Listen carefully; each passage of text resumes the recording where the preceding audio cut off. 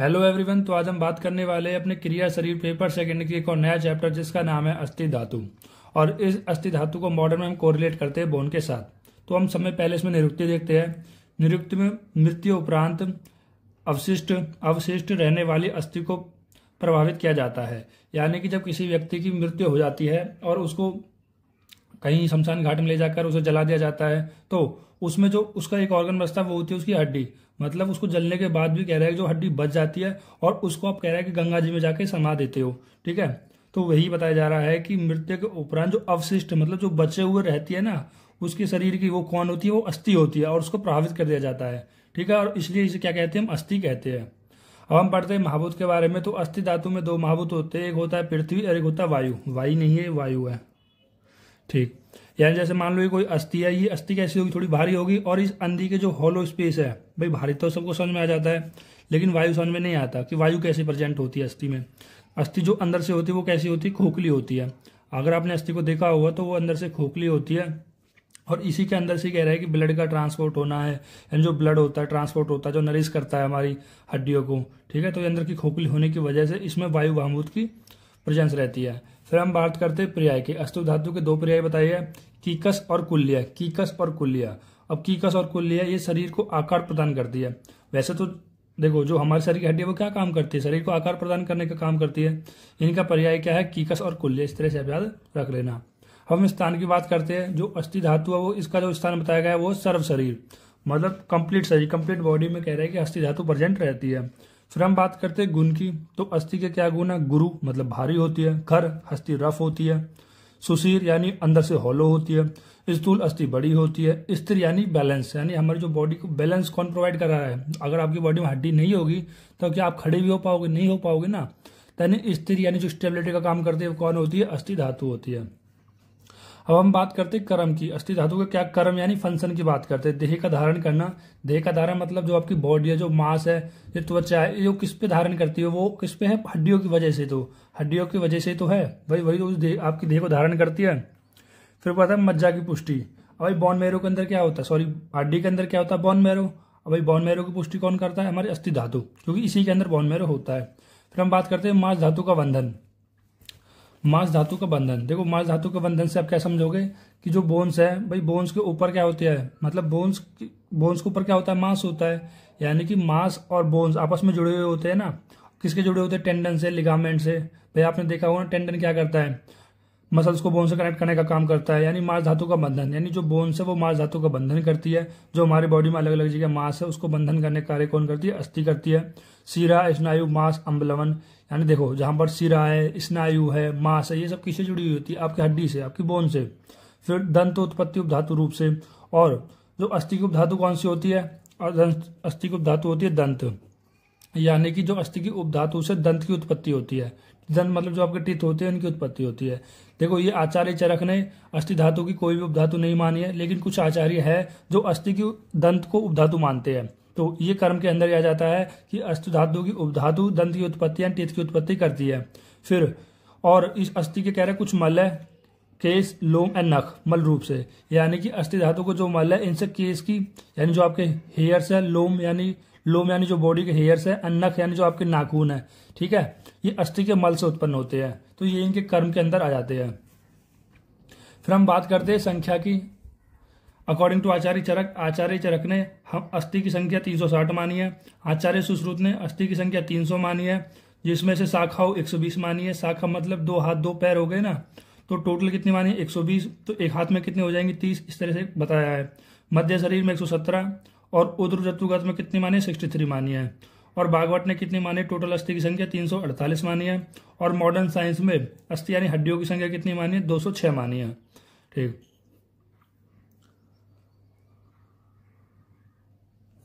तो हम बात देखो, अब ये जो संख्या पढ़ोगे वो कहाँ पर पढ़ते हो? प्रश्न शरीर में पढ़ते हो, लेकिन मैंने आपको यहाँ पर लिख दिया गया है, क्योंकि जितनी बार आप इनको पढ़ोगे उतनी बार आपको इनको याद करने में आसानी होगी। फिर अस्थि यानी हड्डी, बोन्स की टाइप देखते हैं। हमारे आयुर्वेद में बोन्स की 5 प्रकार की होती है। कपाल अस्थि, रुचक अस्थि, तरुण अस्थि, बल्य अस्थि और रुचक और नलक अस्थि। कपाल अस्थि मतलब फ्लैट बोन, जैसे कि आपके स्कैपुला हो गया। रुचक अस्थि यानी जो खाने में रुचि उत्पन्न करती है, जैसे कि टेथ हो गया। तरुण अस्थि जैसे कार्टिलेज, जो हमारी बॉडी में कार्टिलेज होते हैं, जैसे ट्रेकिया में कार्टिलेज होते हैं, ठीक है। और बल्ली अस्थि यानी कॉर्ड बोन, कुछ अन्नलक अस्थि कुछ लॉन्ग बोन्स जैसे फीमर, ह्यूमरस, रेडियस, अल्ना, ये लॉन्ग बोन्स। इस प्रकार से हमारी बॉडी में पांच प्रकार की हड्डियां बताई गई है, 5 प्रकार की हड्डियों में डिवाइड करा गया है हमारे पूरे शरीर की हड्डियों को। देखो कैसे याद करोगे, यहाँ से कै ले लोगे, यहाँ से रे और यहाँ से तय बैन है, तो क्या बन जाएगा कर्तव्य, कर्तव्य ना करो, असली कर्तव्य ना करो। असली से क्या हो जाएगा अस्थि, कैसे कपाल अस्थि, रे से रूचक अस्थि, तय से तरुण अस्थि, बै से बल्ली अस्थि, नय से नलक अस्थि। तो ट्रिक क्या हो जाएगी, असली कर्तव्य ना करो। ये ट्रिक वैसे हमने रचना शरीर पेपर 1 में जहां पर अस्थि धातु आती है वहां पर कवर कर चुके हैं, ठीक है। यहाँ पर मैंने इसलिए लिखे ताकि आपको नाम बार बार आप पढ़ने से याद हो जाए, ठीक है। और आपका जो अगर क्वेश्चन आए अस्थि धातु के बारे में आप उसको अच्छे से लिख पाओ। फिर हम बात करते हैं स्रोतस। देखो अस्थि धातु का जो स्रोतस है वो आचार्य चरक ने माना, सुश्रुत ने नहीं माना। अस्थि धातु का स्रोतस आचार्य सुश्रुत ने नहीं माने, आचार्य चरक ने माने, जो कि होते मेद एंड जंगन, मेद एंड जंगन, ठीक है। अब देखो यहाँ पर प्रकार में मैं आपको एक चीज और बता देता हूँ। वैसे तो हमारे क्रिया शरीर में 2 प्रकार से और मान लेते हैं। देखो एक होता है रेड बोन मैरो, एक होता है येलो बोन मैरो, मतलब बड़ी अस्थि छोटी अस्थि। अगर मैं यहाँ पर लिखने की बात करूँ, देखो आप एक तरीके से और डिवीजन कर सकते हो उसका। एक होता है बड़ी अस्थि, बड़ी अस्थि, और एक होता है छोटी अस्थि, ठीक है। और बड़ी अस्थियों के अंदर क्या होता है, येलो बोन मैरो होता है, येलो बोन मैरो। और रेड बोन और छोटी अस्थियों के अंदर होता है रेड बोन मैरो। अब इसी रेड बोन मैरो को हम क्या कह देते हैं, मेद कह देते हैं। अब इसी येलो बोन मैरो को हम क्या कह देते हैं, मज्जा कह देते हैं। तो इस तरह से भी आप ध्यान रखना। फिर हम बात करते हैं स्रोतस की। आचार्य चरक ने अस्थि के स्रोतस माने, आचार्य सुश्रुत ने अस्थि के स्रोतस नहीं माने। आचार्य चरक के अनुसार मेद और जंगन अस्थि धातु के स्रोतस है। अब हम बात करते हैं उत्पत्ति की। उत्पत्ति अकॉर्डिंग टू आचार्य सुश्रुत, जैसे हम देखते आ रहे हैं, आचार्य सुश्रुत का तो सीधा सीक्वेंस है, रस से रक्त, रक्त से मांस, मांस से मेद, मेद से मजा, मजा से शुक्र, ठीक। लेकिन जो हमने पहले देखा था आचार्य ढलन के अनुसार, हमने धातु एंड पोषण न्याय का अलग से वीडियो बनाई गई है, वो 2 वीडियो में कवर किया गया है, जिनमें पूरा क्षीरदधि न्याय जो आचार्य सुश्रुत का टीका करते ढलन ने, उन्होंने पूरी उत्पत्ति बताई है, ठीक है। अब ये मेद धातु का सार भाग, अब डायरेक्टली मेद धातु मैंने लिख दी गई है, क्योंकि मैं फिर से वो नहीं बताऊंगा आपका कि अन्न बना, अन्न से अन्न रस बना, और अन्न रस फिर अग्नि काम करती है, फिर रस बंधा, फिर रस अग्नि पर काम करती है। ये हमने धातु पोषण न्याय में अच्छे से देख लिया है। देखो मैं आपको दिखा भी देता हूँ, अगर आपने नहीं दिखा है वो वाली वीडियो तो वो जाके देख लीजिए, क्योंकि हमने पूरी यहाँ पर जितने 7 धातु है आचार्य ढलन के अनुसार सारी देखी है, ठीक है। तो बार बार मुझे समझाने का कोई फायदा नहीं है, आप सीधा यहाँ से मैं मेद धातु लिख रहा हूँ, क्योंकि मेद से अगले बनने वाली धातु कौन सी होती है, अस्थि होती है।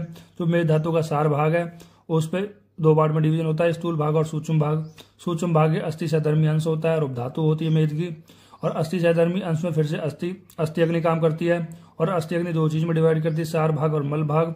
अस्थि का मल भाग कौन सा होता है, केज और लोम। सार भाग 2 चीज में डिवाइड होता है, स्थूल भाग और सूक्ष्म भाग। स्थूल भाग डिवाइड होता है अस्थि में। तो ये हो गए आचार्य ढलन के अनुसार अस्थि धातु की उत्पत्ति।